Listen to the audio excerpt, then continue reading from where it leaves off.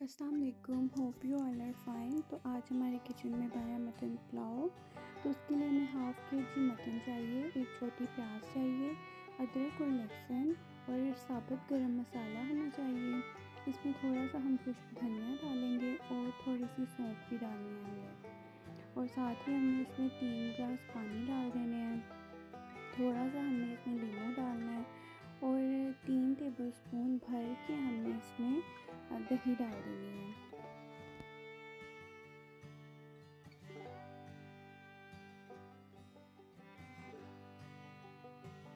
अब इसको अच्छे तरीके से मिक्स करके इसको कवर करके रख देना जब तक गोश्त जो है वो गल ना जाए। यहाँ पे जी हमारा गोश्त जो है वो गल गया तकरीबन। अब इसको हम चेक कर लेते हैं और जी ये गल गया है यहाँ पे।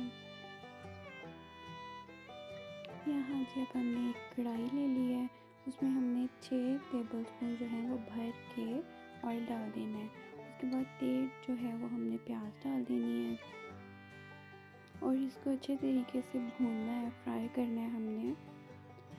इसको हमें फ्राई करना है जब तक कि गोल्डन ब्राउन ना हो जाए। अच्छे तरीके से मीडियम फ्लेम पे हमें इसको फ्राई करना है और जलाना नहीं है। अगर आप प्याज को ज़्यादा जला देंगे तो हमारे जो पुलाव का जो कलर है वो ज़्यादा डार्क हो जाएगा। अब इसमें एक टमाटर मैंने डाली है बड़े साइज़ की और इसको भी अच्छे तरीके से भून लेना है। अब जो हमने इसमें मसाला डालना है और इस मसाले में हमने जिंजर गार्लिक की पेस्ट डाल लेनी है और किसी भी ब्रांड का आप बिरयानी मसाला डाल लें 2 टेबलस्पून और नमक डाल लेना है, ज़ीरा और साबुत गरम मसाला डाल लेना है। और साथ ही हमने इसमें गोश्त डाल के थोड़ी सी हमने 4-5 जो हैं वो हरी मिर्चें डाल के इसको अच्छे तरीके से भूनना है।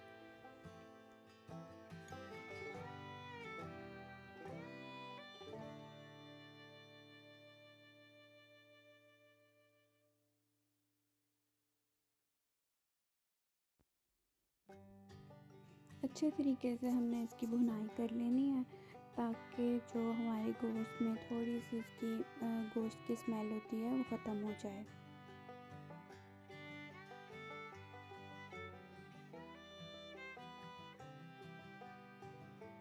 यहाँ पे अब हमारा गोश्त जो है वो अच्छे तरीके से भुन गया और इसने ऑयल भी छोड़ दिया है।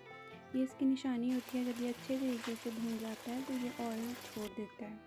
अब हमने इसमें अपनी लेफ़्ट ओवर जो यखनी थी वो 1 गिलास था और टोटल जो है हमने इसमें पानी डालना है 2.5 गिलास, क्योंकि हमारे पास चावल 1.5 गिलास थे। इसको हमने कवर करके रख दिया था जब तक पानी में बॉयल ना आ जाए और फिर उसके बाद हमने इसमें अपने चावल डाल दिए। चावलों में हमने आराम से चम्मच मारना है ताकि हमारे चावल टूट ना जाएं और फिर हमने इसको कवर करके रख देना है। साथ साथ हमने इसको देखते भी रहना है और इसमें चम्मच भी हल्के हाथों से मारना है ताकि चावल ना टूटें और हमें पता भी चल जाए कि इसमें पानी कितना रह गया है।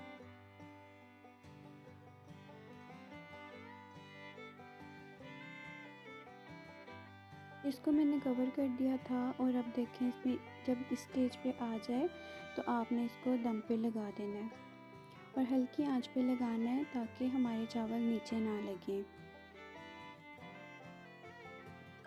इस स्टेज पे आपने 7 मिनट के लिए दम पे लगा देना है हल्की आंच पे।